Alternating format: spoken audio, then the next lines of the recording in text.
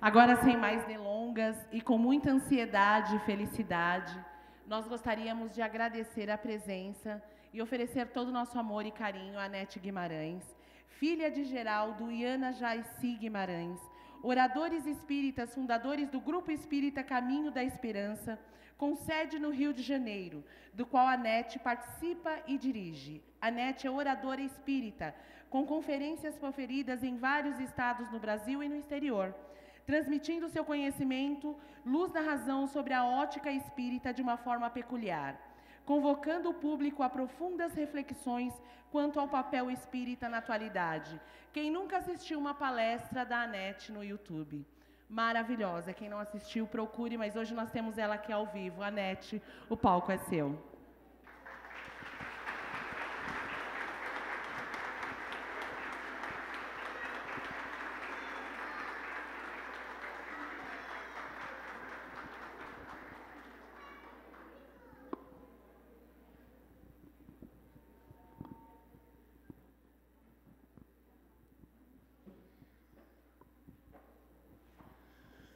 Uma boa noite a todos.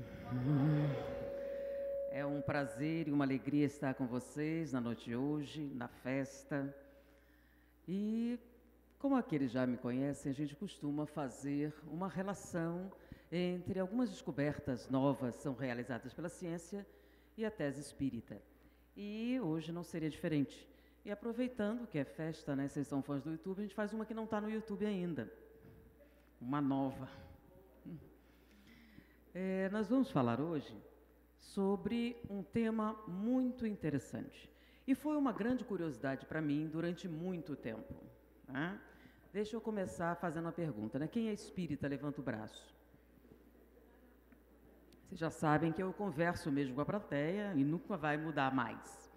Bom, de vocês que são espíritas, conhecem o livro Parnaso de Além-Túmulo? Chico Xavier? Quem possui o livro Parnaso de Além-Túmulo? 4 pessoas. 5. Ok. O Parnaso de Além-Túmulo é o primeiro livro psicografado por Chico Xavier. E é um livro que tem como modelo, né, poemas. Então, é um livro de poesia. Então, são diversos poetas, em várias idades, em vários tipos de poema. Então, foi o primeiro livro psicografado por Chico Xavier. E a gente se pergunta, por que o primeiro livro de Chico Xavier foi um livro de poemas? Muitos dizem que o motivo foi para provar a imortalidade da alma, porque poesia é algo muito difícil de ser psicografado, e isso iria dar credibilidade à mediunidade dele. Entre os poetas está Castro Alves, que é um poeta reconhecido, assim, que tem uma prosa extremamente complexa, e os poemas de Castro Alves do livro Parnaso de Além-Túmulo foram reconhecidos por profissionais da área, e o Parnaso, então, deu renome a Chico Xavier no meio acadêmico, porque as pessoas que analisaram os poemas comprovaram que, mesmo não acreditando na imortalidade da alma, a pessoa que escreveu aqueles poemas era um gênio.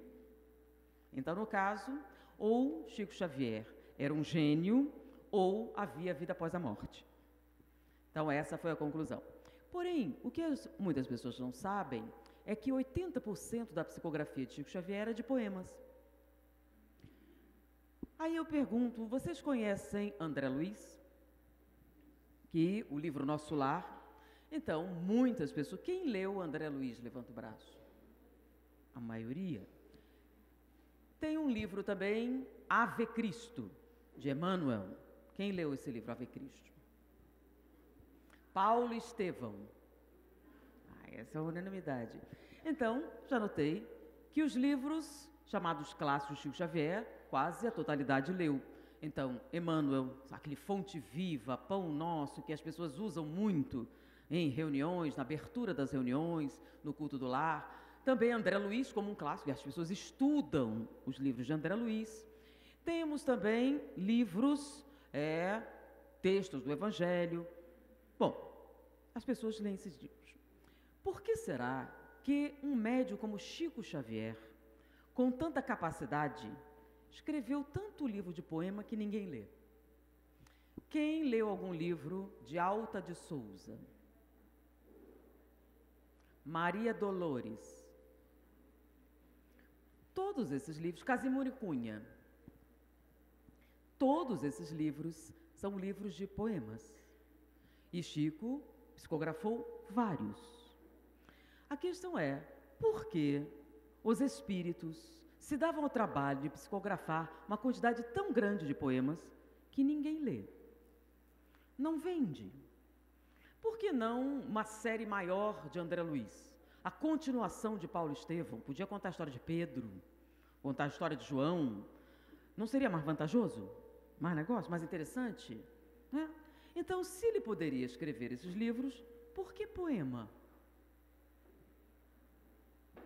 Quem costuma ler livro de poemas? Levante o braço.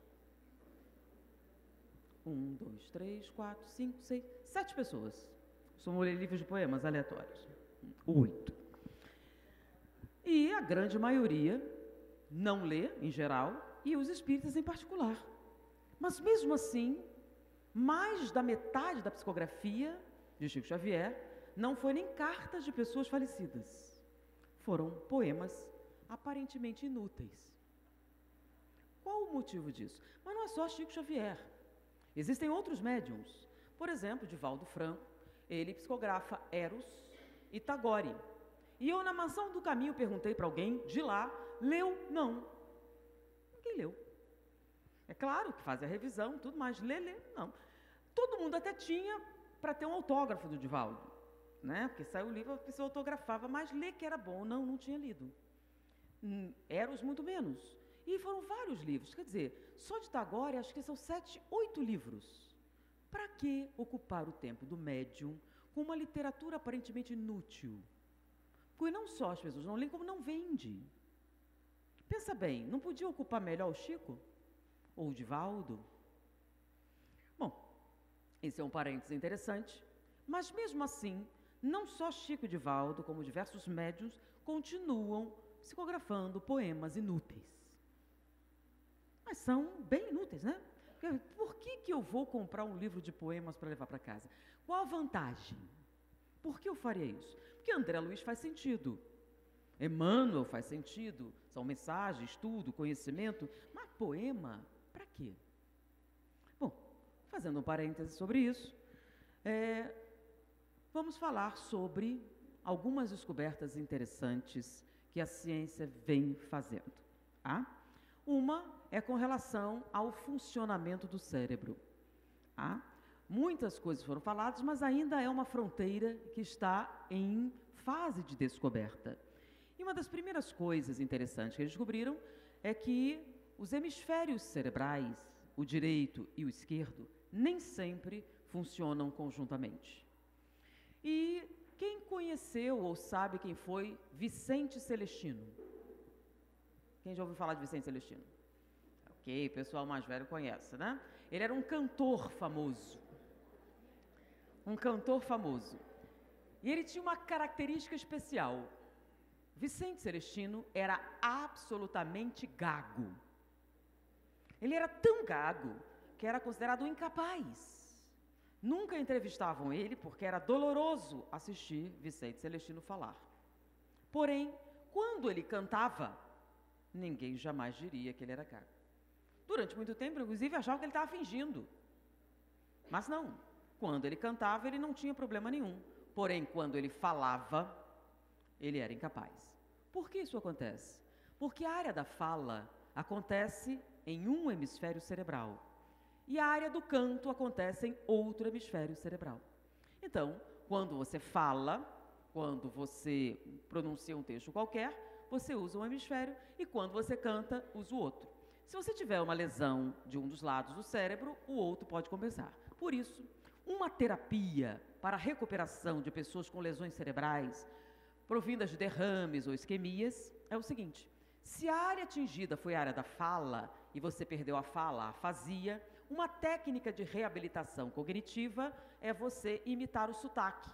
Então, tenta falar, a pessoa não consegue. Agora, tenta falar imitando o sotaque gaúcho.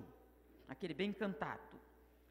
Quando você tenta, você consegue falar. Por quê?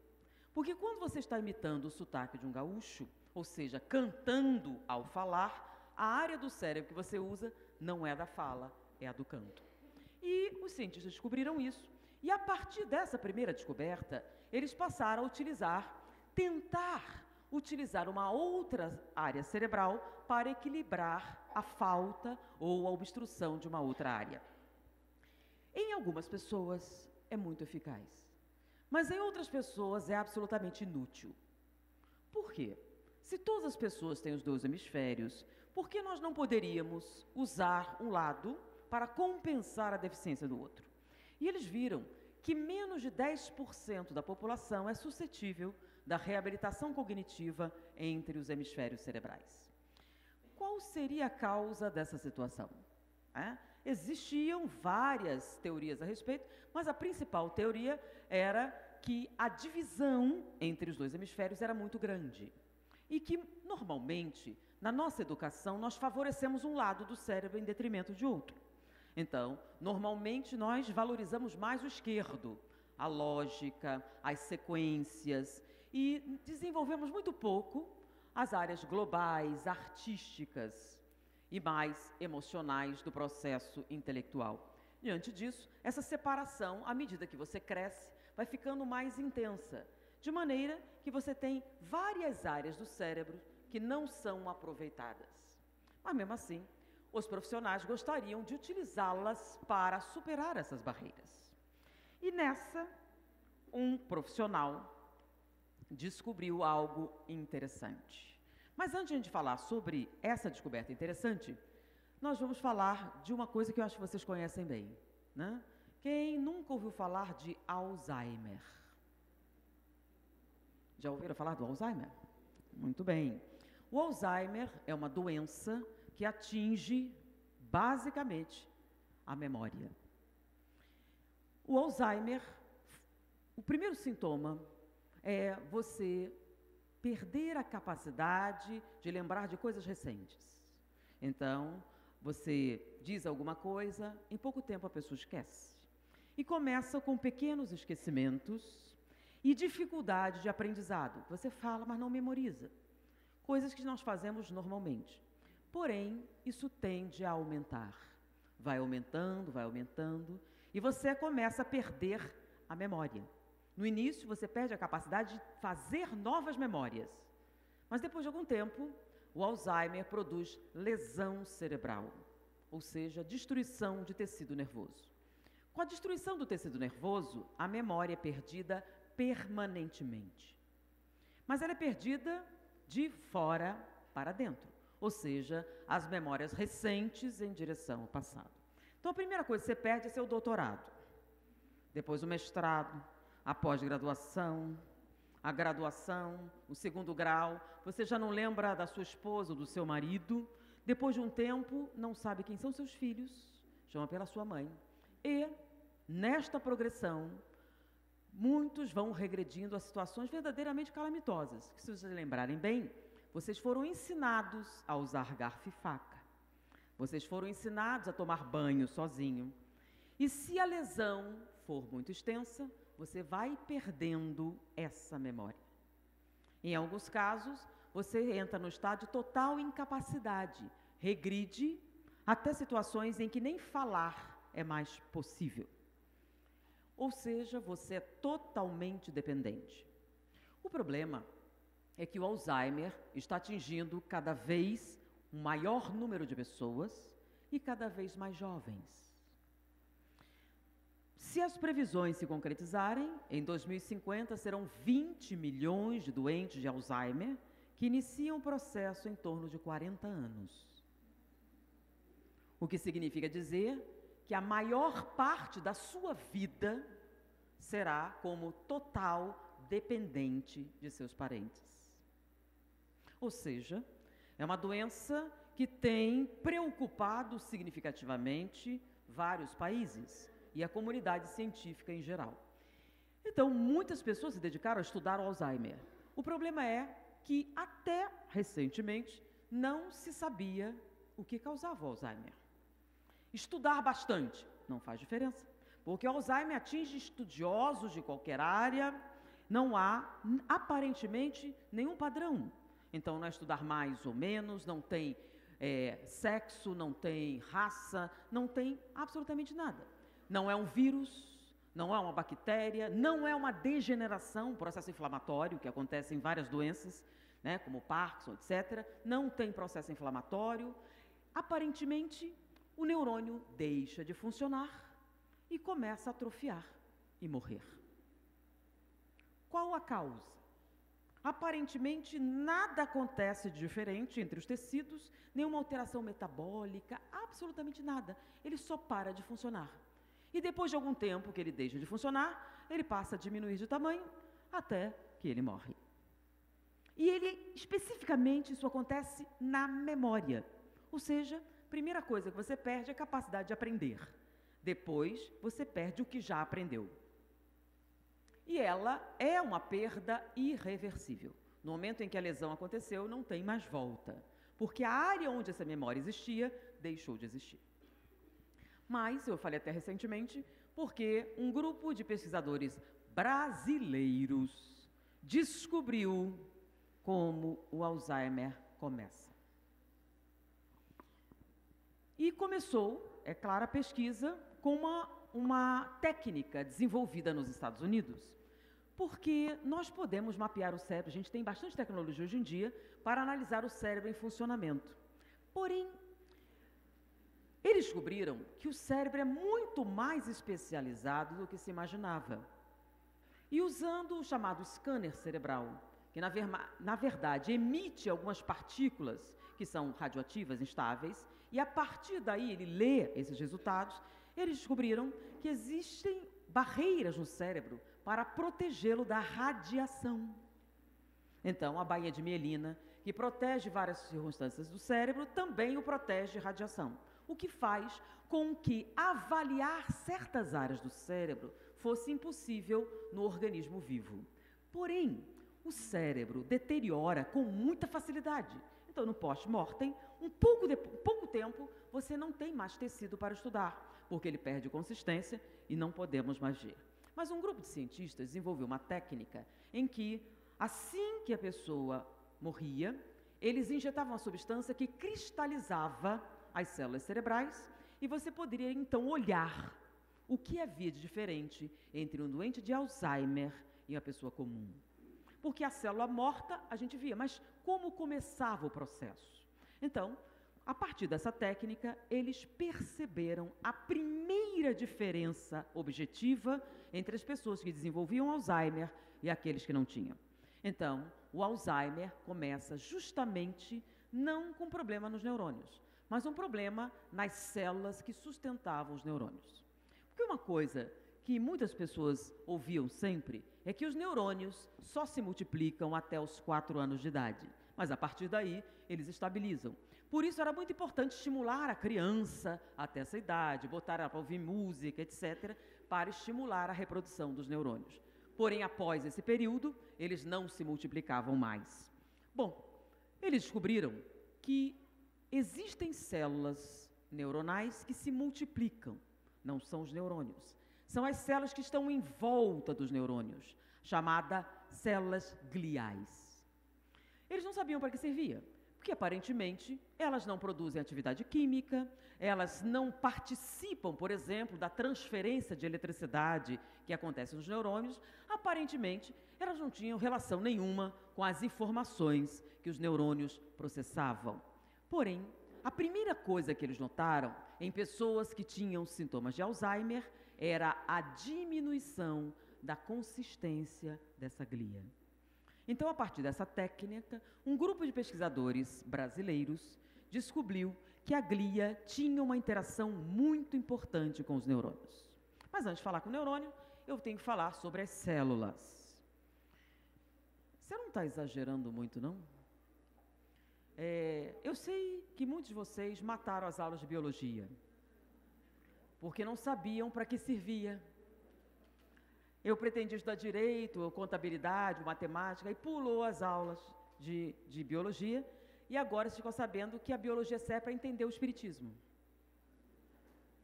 Então é uma boa a gente dar uma estudada, uma relembrada, né? O pessoal do Enem, então, bom. Bom, toda a energia que existe no universo surge a partir de outra fonte de energia. Lembram aquela história? Nada se cria, tudo se...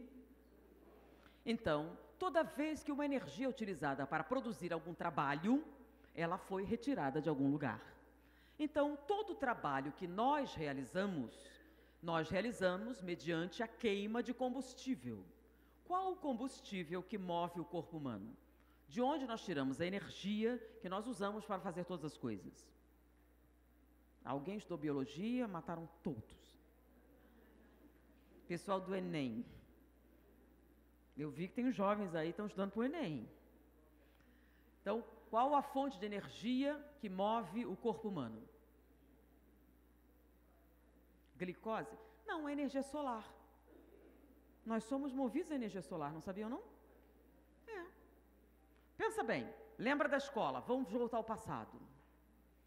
Lembra quando a professora ensinou a você sobre a fotossíntese?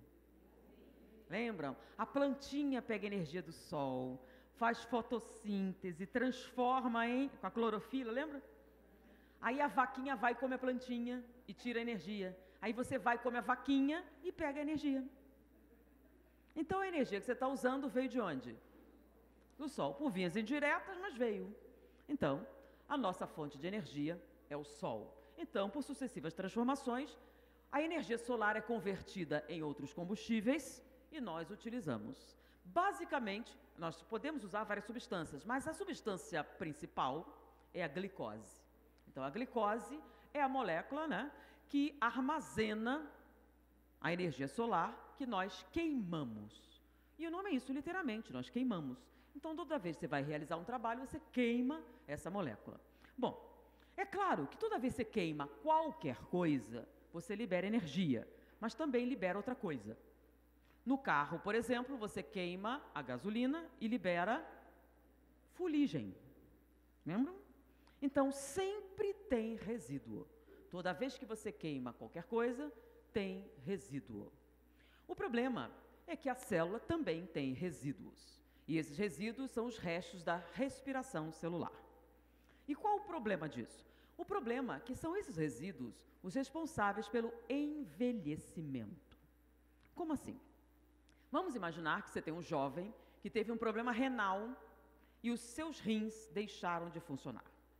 Ele tem 15 anos e os seus 2 rins faliram. Ou seja, para sobreviver, ele vai precisar de um transplante de rim. E o único doador disponível foi sua avó, de 70 anos. Então, sua avó de 70 anos tem os 2 rins saudáveis, e compatível, e está disposta a doar para o seu neto um rim. Ok. Então, eles transferem o rim da avó de 70 para o jovem de 15. E a operação é um sucesso, o rim funciona muito bem. 5 anos depois, eu venho com a pergunta: o rim do rapaz tem 20 anos ou 75?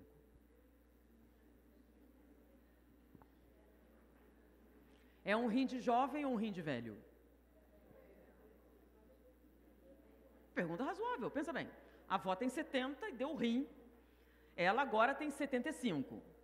E o rapaz tem 20. Ou seja, quantos anos tem o rim dele? Bom, em termos absolutos, seria um rim de 75. Mas um rim de uma pessoa de 75 é igual ao rim de uma pessoa de 20?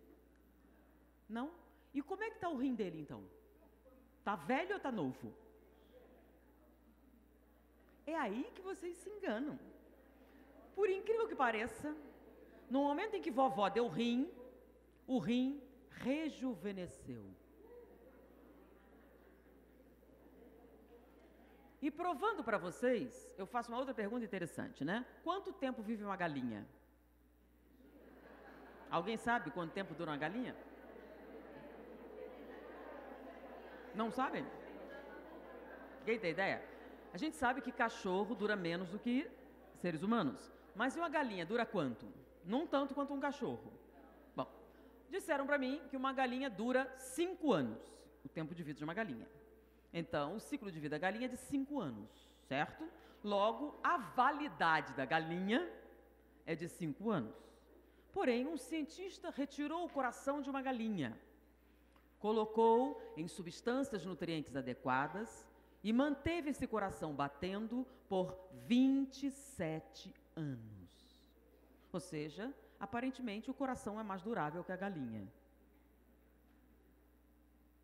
Mas não é só o coração da galinha. Tecidos humanos retirados e mantidos em laboratório, em situações de nutrição ideal, duram mais do que os seres humanos. O rim transferido da pessoa idosa, ao entrar no organismo de um jovem, em pouco tempo passa a se comportar como mais jovem. Então, por exemplo, um enxerto de pele que você fizer de uma pessoa idosa, depois de um tempo, aquela que estava meio enrugadinha já fica boa. Então, aparentemente, não são as células que estragam, é a pessoa que estraga as células. Qual a causa? Eles chegaram à conclusão que não há nenhuma diferença entre a célula de um idoso e a célula de uma pessoa jovem. A única diferença é a quantidade de resíduos que se acumulam na célula, os chamados radicais livres. Por isso que uma técnica de rejuvenescimento é aquela medicina ultramolecular, usar substâncias que não oxidem, vitamina, aquela coisa toda, para evitar o envelhecimento. Então, quanto menos resíduos você produz, mais jovem, mais tempo você permanece. Bom, é claro que se você já fez churrasco alguma vez, se você for fazer churrasco para 2 pessoas, você vai usar uma quantidade de carvão, certo? Que vai produzir uma quantidade de fuligem. Mas se em vez de 2 forem 100 pessoas, de quanto carvão estamos falando? Logo, a quantidade de resíduo será muito maior. Isso funciona para as células. Tem células que consomem mais combustível do que outras células. E aí que nós voltamos a falar dos neurônios. Os neurônios são as células mais especializadas do corpo. Elas são tão especiais que elas são também as que mais consomem combustível. Então, um homem de 70 quilos, que tem uma dieta de 2.000 calorias, 25%, ou seja, 500 calorias, são somente para alimentar o córtex. Ou seja, 1/4 de tudo que você consome vai para o cérebro. Sem fazer nada, o cérebro consome 25% do que você come. Bom, se só esses neurônios, que são 10% da massa corporal, consomem 1/4 das calorias, de quanto resíduo nós estamos falando? Então, um neurônio produz 1000 vezes mais resíduos do que qualquer outra célula. O que aconteceria? Morte instantânea. Se você produzir essa quantidade de resíduos num local de tamanho insignificante, você vai ter uma sobrecarga de toxinas e a célula vai morrer. Então, qualquer célula submetida à quantidade de resíduos do neurônio morre instantaneamente. Mas não o neurônio. Por incrível que possa parecer, gente, os neurônios são as únicas células do corpo que não envelhecem. Como assim não envelhece? A célula neuronal de um jovem é exatamente igual à célula neuronal de um idoso. E o mais interessante, tem a mesma capacidade. Como é que é? Então, uma pessoa idosa de 70 anos tem a mesma capacidade de aprender do que um jovem de 15. Na verdade, é até mais eficiente. Vocês acreditam nisso? Mesmo? Que a memória melhora com a idade? Não? Sim ou não? Porque quando você aprende, o que você faz? Você não guarda na memória? Então, não estou falando de Alzheimer. Digamos que você não tem Alzheimer saudável. À medida que você envelhece, a memória fica melhor? Sua capacidade de aprender fica melhor? Não? Pois é. A maior parte das pessoas diz que não. Com 40 anos o negócio começa a decair, né? Pois é, mas o laboratório provou que não é verdade. Neurônios de idosos têm a mesma estrutura de um de jovem, ou seja, aprende igual. Na verdade, O idoso aprende mais porque tem o maior número de conexões. Então, um idoso é mais rápido para aprender do que alguém com 15. Então, alguém de 70 aprende equação de segundo grau mais rápido e melhor do que alguém de 15. Não acreditam? Ah, mas na prática isso não acontece. Sim, mas não é por causa do neurônio. Vocês estão botando na conta do neurônio velho um problema que não é de neurônio. É outro problema. Porque o neurônio é a única que não envelhece. Então, o resto tudo cai, mas o neurônio fica em cima. Justamente porque ele não pode ter resíduo. Se tiver, ele morre. Então, a glia, que é só aquelas em volta, elas têm a função de escoar todo o lixo que o neurônio produz. Então, todo o resto da respiração celular que o neurônio tem vai para a glia automaticamente, transporta para o líquor e elimina, tá, pela linfa. Ou seja, neurônio não tem resíduo, neurônio não envelhece. Bom, então por que é que aparentemente não funciona na prática essa coisa de aprender? Pelo contrário, diz, eu não aprendo mais que eu estou velha. E diz que eu não aprendo mais porque estou velha. Não é. Você não aprende mais porque não quer. Sei que é duro de ouvir, mas essa é a mais absoluta verdade, segundo a mais moderna tendência da neurologia. Mas peraí, você está dizendo então que é a mesma coisa? É a mesma coisa. Qual é o problema então? O problema não é o neurônio, o problema não é velhice, o problema é outra coisa. Por exemplo, imagine que você vai numa loja comprar um computador novo. Você quer dar um presente. E eu quero o melhor computador que tem. Qual é o the best? Aí você diz, eu tenho aqui um Pentium i7 com 300 GB, com não sei o que lá, e tudo de memória tem ali. É muito rápido, muito forte, muito eficiente. Você pode abrir 57 programas, aí ele abre assim, e funciona tudo. Maravilha. Vou levar. Ela pega, leva para casa, chega em casa, liga tudo lá, e o maridão chega e diz, olha aqui, olha o que eu comprei, esse computador super potente, paguei 10 mil reais, é top de linha. E aí você tenta abrir um filminho no YouTube e o negócio fica lento. Fica demorando, assim. Não sei, será que é problema da conexão? Não, a conexão está funcionando. O seu filho com aquele Celeron vagaba lá, está vendo o filme direitinho. Você que não consegue. Esse cara me enganou. Me vendeu um computador falso, xing-ling, e me enganou na hora, ele mostrou aquilo e não funciona. E aí ela vai reclamar, pensa bem, 10 mil reais. O do filho, que é vagabinha, vê o filme. O que foi? Qual o problema? Aí você liga para o vendedor e diz assim, olha só, não está funcionando o negócio, você me mostrou ali. A senhora experimentou fechar os 57 programas que foram abertos? É, né? Você já viu o celular, quando você tem várias coisas abertas ao mesmo tempo? Aí você vai fechando e vai ficando melhor? É. Então vamos pensar. Você tem 15 anos e vai ter uma aula sobre equação do segundo grau. O que você tem na cabeça? Nada. Nada. Você senta ali e não tem absolutamente nada na cabeça. Aí você senta para aprender a equação de segundo grau.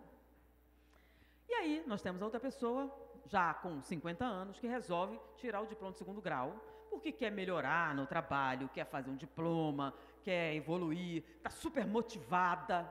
E aí ela vai fazer um supletivo, senta lá para aprender a equação do segundo grau. Ou seja, ela sabe o que está fazendo? Ela quer fazer? Sabe a utilidade? Ou seja, vontade, ela tem. Aí ela chega e fica lenta. Quer ver? É a velhice. Não. Quando você tem 15, o que você tem na cabeça? Nada. Com 50, o que você tem na cabeça? Será que eu deixei o gás aberto? Será que meu marido está me traindo? Será que vai dar para pagar as contas? Então ela tem 57 programas abertos. Enquanto tenta aprender a equação de segundo grau. Então o problema não é a velhice.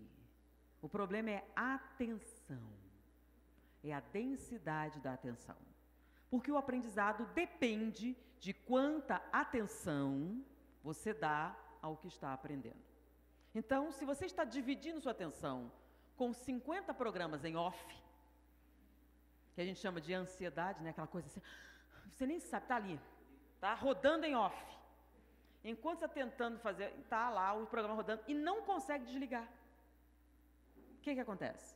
Você está abrindo muitos programas ao mesmo tempo e diminui a quantidade de atenção que você dá ao que está fazendo. Se você fechar todos os programas em off, sabe o que vai acontecer? Você será de 10 a 50 vezes mais eficiente do que uma garotinha de 15. Por quê? Porque você tem mais conexões. Suas redes são maiores. Foi? Então, se você não está aprendendo, tenta desligar os programas. Ou seja, concentre-se. Então, você vai ter que concentrar. Desligar as preocupações, desligar as outras coisas que muita gente não consegue para se focar no que vai fazer. Se fizer, como eu disse, o cérebro não envelhece, você terá uma eficiência muito maior. Tá? Isso está cabalmente demonstrado em laboratório. Porém, a gente estava falando do Alzheimer. O que esses cientistas descobriram? Tá? Que quanto mais você queima, mais resíduos você produz. Porém, existe uma situação em que há um processamento muito eficiente do lixo. À medida que o neurônio queima, a glia vem, limpa tudo e ele está sempre limpinho. Porém, quando você começa a usar os neurônios fora do seu padrão normal, você começa a produzir lixo em grande quantidade. Espera aí, ele não está chamando de resíduo, está chamando de lixo. Resíduo é uma queima eficiente de combustível. Lixo é uma queima parcial. E lixo tende a acumular. E é lixo pesado. Então, quanto mais lixo você produz, mais a glia que tem que trabalhar. Se esse lixo for mais do que ela pode processar, ela começa a diminuir de tamanho. Só que é o seguinte, o neurônio não pode ter lixo. Se tiver, ele morre. E ele não pode morrer. É a célula mais importante. Que, gente, se seu coração parar, você não morreu. O que é que define a morte hoje? Morte cerebral. Então, se os neurônios morrerem, mesmo que seu coração continue batendo, você está morta. Então, neurônio não pode ter lixo. Então, no momento em que a glia se torna incapaz de lidar com esse lixo, ela produz uma substância. Enquanto ela está funcionando bem, essa substância mantém o que a gente chama de plasticidade do neurônio. Como assim? Toda vez que você tem uma experiência nova, que você aprende alguma coisa, o neurônio muda. É assim que ele guarda a memória. Ele se altera. O nome disso é plasticidade. Mas para essa plasticidade existir, a glia tem que estar limpando o lixo. Se ela acumular mais lixo, ela deixa de jogar essa substância e o neurônio perde a plasticidade. A plasticidade. Por quê? Para não fazer mais lixo. Então, ele deixa de mudar. Não produz lixo, não acumula, não morre. Até processar o que está lá. Entendeu? Então, quando há uma sobrecarga de lixo, que lixo? Lixo mental.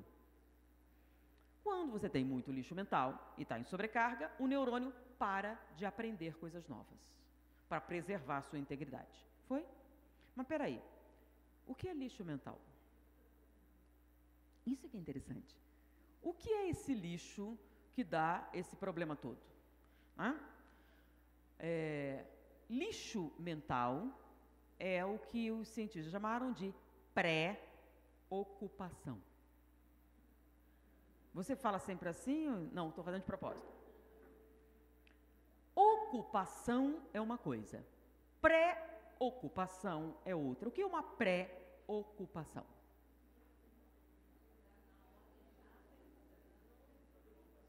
Então vamos lá. Você está dirigindo um automóvel. Qual a coisa mais importante nesse momento? É olhar para frente. É isso? Apertar o pedal correto. Se você errar o pedal, o que acontece? Você morre. Girar o volante na direção certa. Se errar, você morre. Você precisa olhar nos espelhos porque quem não faz costuma morrer. Ou seja, você sabe que é muito importante prestar atenção no que está fazendo na hora que dirige? Sim ou não? Sim. Se você sabe, sabe porque seu neurônio sabe primeiro.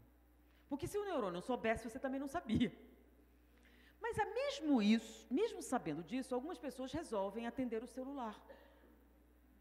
E mais do que atender o celular, resolve atender o celular e dar consulta a um paciente via celular enquanto está na Marginal Pinheiros.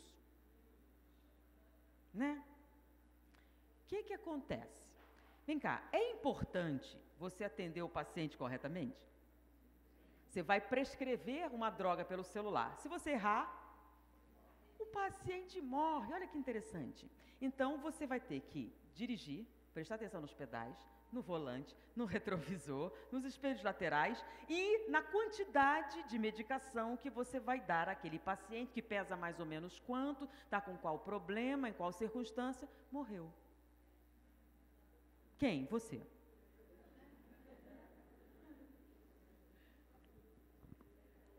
Começaram a entender? O cérebro tem alguns limites, tá? Bom, ele é capaz de fazer 5 coisas simultaneamente com eficiência, tá? Então, você pode fazer 5 coisas com total eficiência. Legal, 3 pedais, os retrovisores, o volante, beleza, tá bom. Agora, se você botar a 6ª coisa, a eficiência começa a cair. 7ª, e ela vai caindo exponencialmente. Na 8ª, você já não faz nada direito. Foi agora? Bom, o problema é o seguinte, o neurônio só dá atenção, em termos de queima, às 5 atividades principais. Ou seja, às ocupações. Você está dirigindo, tá? Está muito ocupado dirigindo, porque é essencial à sua sobrevivência, e é assim que o neurônio define prioridade. Isso é essencial, isso não é essencial. Você está dirigindo, está preocupado em que nenhum motoqueiro bata em você, nem aconteça nenhum desastre, e nesse meio tempo você está preocupado. É uma preocupação muito legítima. Você está preocupado com o fato de que um meteoro pode cair sobre a Terra. E quando esse meteoro cair sobre a Terra, a vida vai se acabar. Isso é muito preocupante, não é? Pensa bem, a vida na Terra acabando. Vem cá, você pode evitar que isso aconteça? Pode? Você pode se preparar para isso? Vai fazer alguma diferença? Não. Por que você está ocupando o seu cérebro com isso? Se isso é totalmente irrelevante para a sua sobrevivência. Mas está ocupando? Porque você está muito angustiada com a possibilidade da vida da Terra se acabar.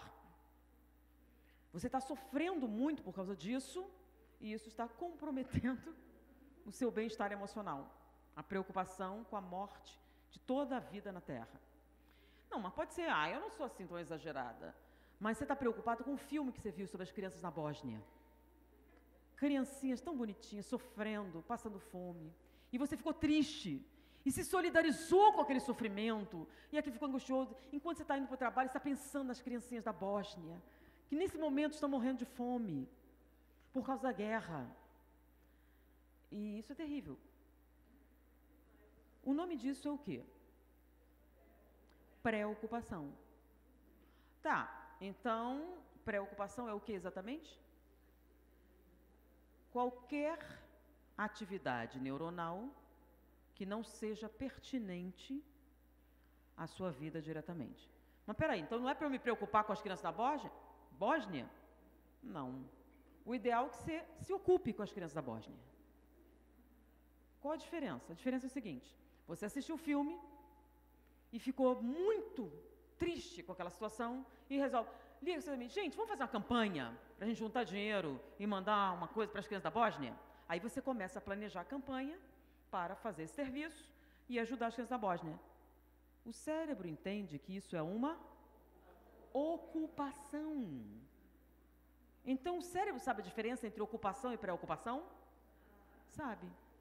E você pode se ocupar? Pode. O cérebro é programado para você se ocupar, porque a ocupação pressupõe redes neurais. Você vai interagir, e a interação faz fluir o movimento, e não tem lixo, tem resíduos naturais. Agora, preocupação não é algo que flui, é? Lembra? Um meteoro vai cair sobre a Terra e o mundo vai se acabar. E nada. Amanhã você vai pensar que um meteoro vai cair sobre a Terra e o mundo vai se acabar. E no dia seguinte você vai pensar sobre o meteoro e essa situação não muda. Por quê? Porque não é uma ocupação legítima. Você está queimando lenha à toa. Não tem uma finalidade. Você está tendo um gasto inútil. Porque ficar pensando em algo que não traz nenhuma utilidade prática, não termina em produtividade verdadeira, não faz absolutamente nada. Você sabe que é besteira, mas o cérebro também.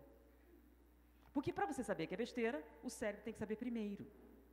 E toda vez que ele identifica uma preocupação, o que ele faz? Bota para rodar em off. Mas quando ele está rodando em off, a queima não é perfeita. E a quantidade de resíduos irregulares é exponencialmente maior. E começa a acumular na glia. Quanto mais lixo você junta, mais difícil processar. O problema é quando começa a entupir. Porque você passa das 24 horas do dia, cerca de 6 no YouTube, se preocupando com as crianças na Bósnia, com a situação da Palestina, com o problema político, discutindo a respeito da sua vizinha que está no 3º matrimônio. 3 vezes a mulher casou. E aí você fala, pode isso? 3º casamento? E a pergunta que não quer calar, o que é que você tem a ver com isso? É da sua conta? Mas você está muito preocupada, porque ela está no 3º casamento. E ela tem um filho de cada um. Olha que coisa trágica. Espera aí, o filho nem é seu. Por que é que você está tão com um filho que não é seu, com algo que não lhe diz respeito e pela qual você não vai fazer absolutamente nada nunca? Porque a questão é, você não vai fazer nada sobre isso nunca, porque esse assunto não lhe diz respeito. Não é verdade? Mas você ocupa? Não, você preocupa a maior parte da sua área cerebral com o quê? Fiscalizando a sua vizinha, né não? Acompanhando o julgamento do Lula. Ah, mas isso é relevante. Você vai mudar o julgamento? Não. Você vai ajudar a prender ele? Você vai salvá-lo? Não. Não é melhor esperar o final do julgamento? E aí você decide o que vai fazer? Peraí, você vai fazer alguma coisa? Não. Tem coisa mais importante para você fazer? Seu cérebro sabe disso? Então, você está ocupando atualmente 80% da sua massa encefálica com lixo mental. É claro que você começa a ir além da capacidade de processamento, começa a entupir e começa a perder plasticidade. Você vai perdendo a capacidade de reter informações. E com o passar do tempo, produz Alzheimer. Então, o que produz Alzheimer é lixo mental. Olha que interessante. Mas o mais interessante é que essa é uma descoberta recente, acabou de ser publicada, mas André Luiz, no livro No Mundo Maior, A Casa Mental, a Usina do Pensamento, ele faz referência ao lixo mental. Ao analisar o cérebro de uma pessoa no estado obsessivo, ele mostra a André Luiz as áreas cerebrais, e fala de várias áreas ali. E num determinado momento ele diz, está vendo essa zona escura aqui? Que fica bem aonde? Na área da memória. O que é essa coisa cinza? Acumulada ali, tipo uma fumaça, um troço. Isso é lixo mental. E o lixo mental que se acumula nessa região do cérebro começa a produzir paralisia das capacidades intelectivas. Espera aí, mas não é espiritual não o troço, não. Não é espiritual não. É real. O que eles chamam de paralisia é, você deixa de aprender, vai acumulando. Se você só ocupa sua mente com lixo, depois de um tempo o lixo começa a encher e não cabe mais coisa que preste. Não? Encheu? Não dá para botar coisas. E à medida que vai entupindo, você não tem onde pôr coisas legítimas. Então, ele diz que o processo obsessivo favorece a produção de lixo mental.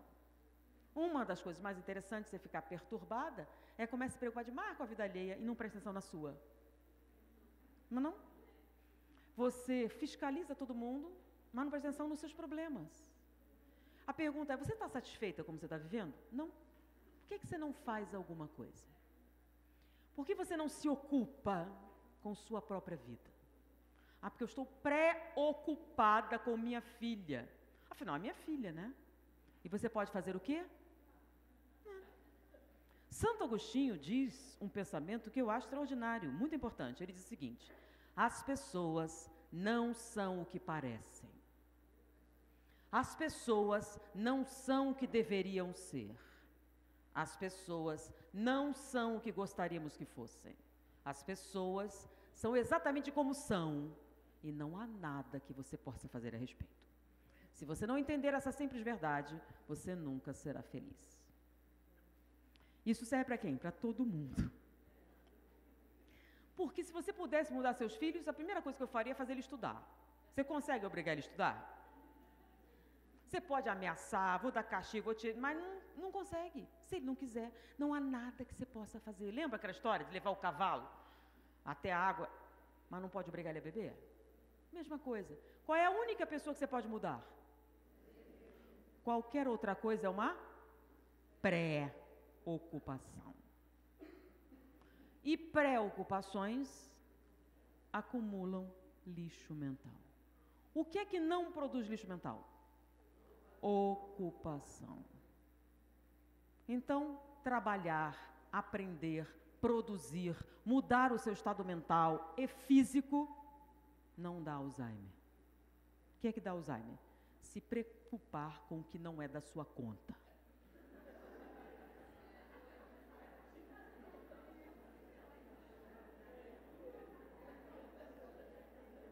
Mas a minha preocupação, se falou preocupação, já falou.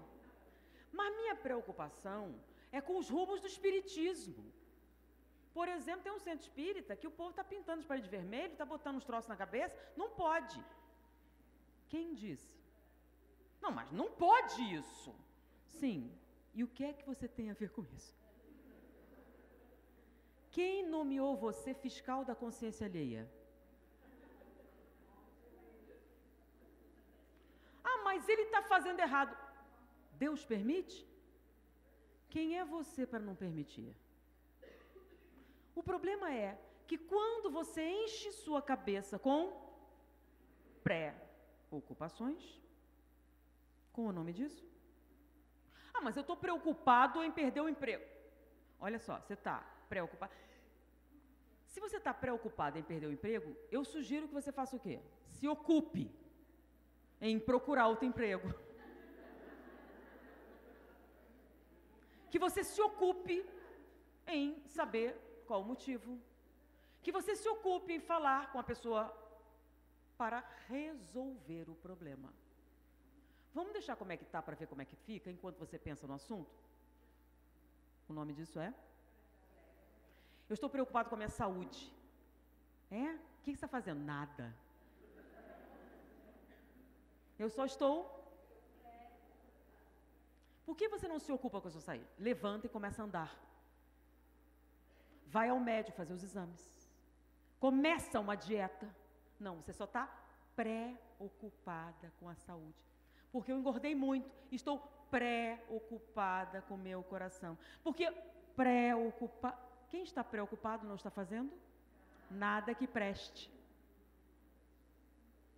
Quando é que você está fazendo alguma coisa útil? Quando você está se ocupando da sua saúde. Quando você está se ocupando do seu casamento. Quando você está se ocupando da sua família.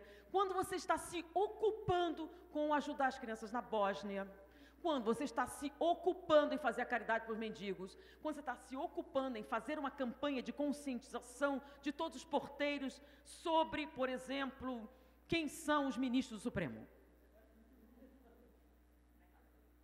Você está se ocupando.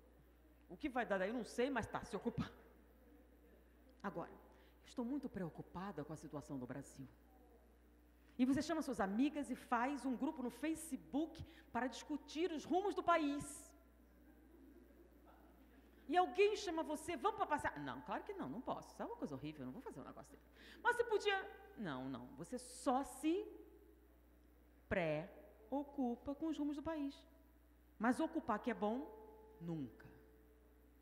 Você se preocupa com tudo. Você é uma pessoa tão solidária, se preocupa com o terceiro casamento da vizinha. E vai perder metade do cérebro por causa disso. Que coisa mais caridosa do que essa?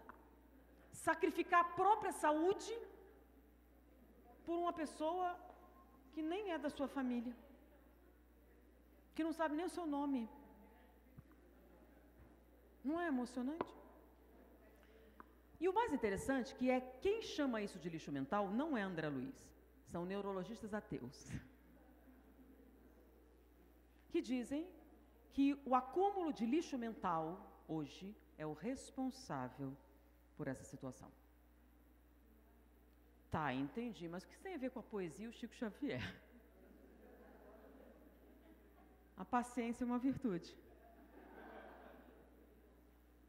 Então, André Luiz descreve a situação do lixo mental, né? E, naquele momento, o mentor fala sobre aquele lixo acumulando ali, que futuramente causará lesões na área. A gente achava que era tudo espiritual, não, é físico mesmo, é para valer aquele lixo. E aí, e qual a solução? Disse, bom, o ideal era a gente escoar esse lixo e fazer uma limpeza mental. Limpar a mente, não é? Então, mudar a psicosfera. Então, espiritual não é físico. Mas como faz isso? Aí, mais adiante, ele fala algumas coisas interessantes. Vou dar um pause. Lembre que 80% da psicografia é poesia, né? Não podia ter aproveitado e explicado o Alzheimer mais detalhadamente, sendo mais específico, né, não? Perde um tempo miserável escrevendo poema inútil que ninguém lê. Mas o pessoal que estava fazendo reabilitação cognitiva, quando fez aquela ponte entre canto e fala, ele descobriu um fenômeno muito interessante. É novo e muito interessante, tá? Quando você vai ler um texto, qual área do cérebro você vai usar? A área da fala. Quando você vai cantar uma música, qual área você vai usar? A área do canto. E quando você recita uma poesia, qual área você usa? Vamos lá. Trago versos dentro da alma, como o sol traz luz em si. Eu vivo a vida cantando porque poeta nasci. Ouço cachoeiras rolando das alturas dos meus sonhos, em dias claros lisonhos de luminosa beleza. Nesse plano eterizado, quando penso estar pensando, estou com a alma escutando a prece da natureza. Niágaras, Paulo Afonsos, sete quedas iguaçus, cataratando o meu peito a quedas d'águas aflôs. Fontes líricas serenas, bandos de lindas falenas, dando mil cores aos dias, jardins suspensos nos ares e outras notas singulares fazem-me conhecer a poesia. Sim, meu pai, me sinto mudo, pois vós me destes tudo, o bem de viver na terra com os olhos fitos dos céus. O nome disso é poesia. É texto ou é música? É texto ou é música? É texto, é música, é texto, é música. Como o cérebro não consegue se decidir, sabe o que ele faz? Cria uma área nova. Porque não é texto, não encaixa. Porque a poesia tem métrica, a poesia tem ritmo, querendo ou não querendo. E isso é da parte da música. Mas é um texto falado, isso é da parte da fala. O cérebro não consegue se decidir, então ele cria uma área nova. Mas o interessante é que onde fica essa área? Ela integra as duas. Então, quando você lê um poema em voz alta, o cérebro não sabe o que fazer com essa atividade, ele cria uma zona de integração entre os dois hemisférios cerebrais. Mas o interessante é que quando essa área de integração surge, várias outras funções cognitivas melhoram. Eles notaram que essa zona de integração melhora a passagem de informações de um hemisfério para o outro, o que faz com que algumas pessoas que não estavam reagindo bem à terapia cognitiva melhorem o desempenho. Mas não é só isso. Pessoas com demência causada por insuficiência circulatória também melhoram. Pessoas que têm baixa perfusão causada por isquemias têm uma melhora de desempenho também. Eles descobriram que a integração dos hemisférios cerebrais facilita o equilíbrio de processos emocionais dos dois hemisférios, aliviando estados de estresse, diminuindo a opressão mental.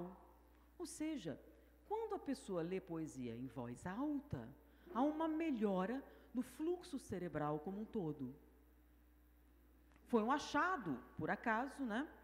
Porque ele estava tentando fazer isso, e ele notou. Mas se em vez de uma poesia qualquer, porque qualquer poesia faz isso, é ler poesia, não é falar em voz alta, ler em voz alta. Porque quando você lê em voz alta, você processa o texto e faz a música. E se, em vez de uma poesia qualquer, for uma poesia espírita? Parnaso de Além-Túmulo. Há mistérios peregrinos, no mistério dos destinos que nos mandam renascer. Da luz do Criador nascemos, múltiplas vidas vivemos, para a mesma luz volver. Buscamos na humanidade as verdades da verdade, sedentos de paz e amor, e em meio aos mortos vivos somos míseros cativos da iniquidade e da dor. É música? É texto? É música? É texto? Um outro pedaço. É a dor que através dos anos, dos algozes dos tiranos, anjos puríssimos faz, transmutando neros rudes em arautos de virtudes, em mensageiros de paz.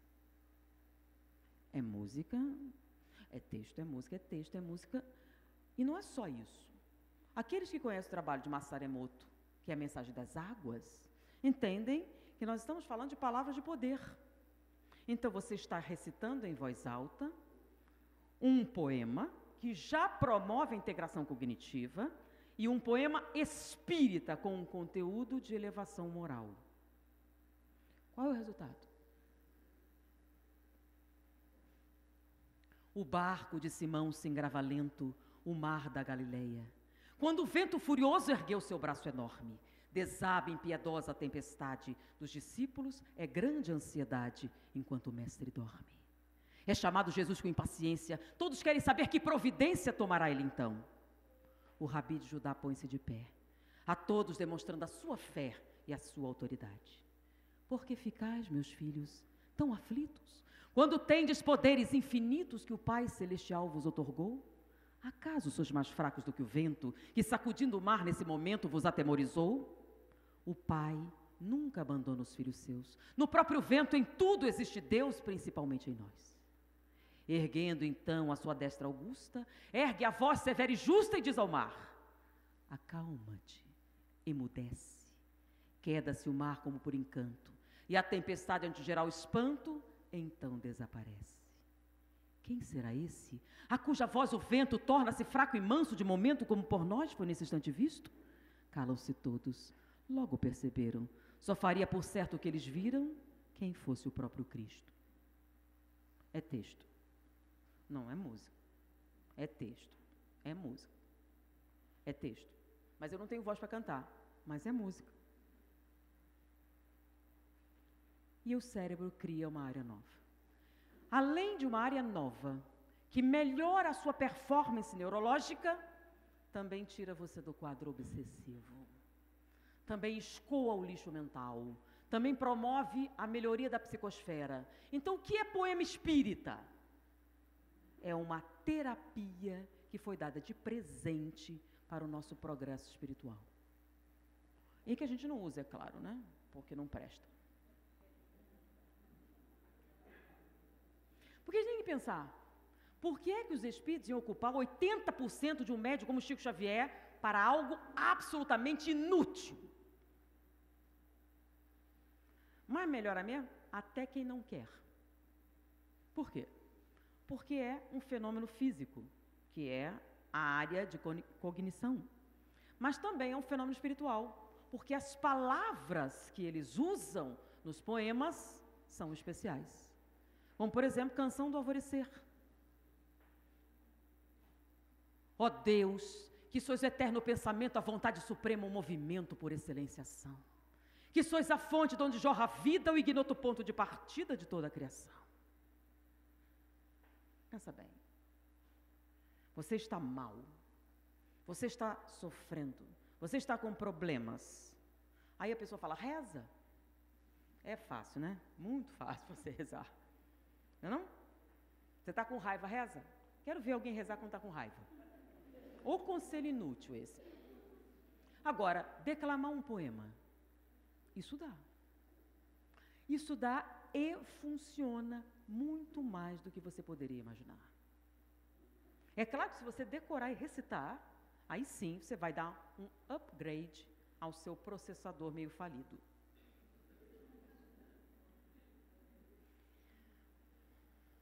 E eis que um sol de luz brilhou na treva escura. Um sol de excelso alvor de mágica ternura encheu de aroma oval. Os prisioneiros se erguem redimidos, os gênios do terror soluçam comovidos e capitulam mal. É música, é texto, é música, é texto. O que é isso? Rabindranath Tagore. Ah, não, eu gosto de uma coisa mais clean. Pode ser Rabindranath Tagore. Tudo era belo no dia em que ele me veio buscar. Amanhã sorria uma gargalhada de luz e um vento leve sussurrava entre as folhas todas as inaudíveis sinfonias da natureza branda. Cascatas líquidas compunham belezas de arpejos multicolores. E raios, filtrados por um ar balsâmico, pareciam dardos sublimes que se cravavam nas folhas verdejantes das violetas miúdas. As flores mais perfumadas se arrebentavam em guirlandas coloridas que o vento suave desfolhava. Debruçado na janela outonal da minha vida, somente eu chorava. Os olhos, pesados de lágrimas, como as uvas cansadas de vinho, a alma embrulhada em dores como a terra vestida de capim, o peito doído como o solo sulcado e uma tempestade rugindo no coração, como os trovões descendo as escadarias dos céus empurrados por Deus. E ele chegou, leve como um aroma, bom como um favo de mel, não disse nada. E Tagore descreve o seu encontro com Jesus. É texto, é música, é texto, é música. Como o cérebro não sabe, ele cria uma nova área de renovação, uma nova fonte de reabilitação, um novo momento de superação, uma chance de reconstrução, uma forma de escapar da solidão, uma forma de superar a limitação. Por quê? Porque os espíritos vieram para nos libertar do quê? Daquela ideia falsa de que o importante é o presente, mas o futuro é incerto.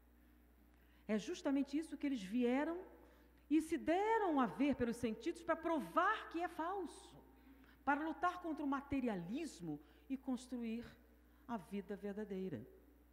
Então, essas pesquisas vêm nos trazer de volta coisas que os espíritos já dizem desde a década de 30, sobre a importância de não acumular lixo mental. Pensa bem, para a gente não ficar com uma ideia ruim. Você tem um marido lindo e gostoso do seu lado, e você está pensando na vizinha, que não faz parte da sua família. Qual a coisa mais importante para você? Então, a palestra de hoje foi para falar sobre a importância de ocupar-se e jamais preocupar-se, porque a preocupação é insalubre neurologicamente. Isso, segundo as mais modernas tendências da neurofisiologia moderna. E, para não deixar uma mensagem negativa com relação ao Alzheimer, com a situação, a gente pode mudar isso? Vocês podem pegar o Parnaso de Além-Túmulo, chegar em casa e introduzir, né, como hábito diário, e principalmente nos momentos mais difíceis, ler em voz alta poemas espíritas. Alta de Souza, Harpas de Amor Tangendo de Massinho, A Música do Bem de Tosibela. Ou há mistérios peregrinos, no mistério dos destinos que nos mandam renascer. Da luz do Criador nascemos, múltiplas vidas vivemos, para a mesma luz volver. Foi um prazer estar com vocês. Muita paz.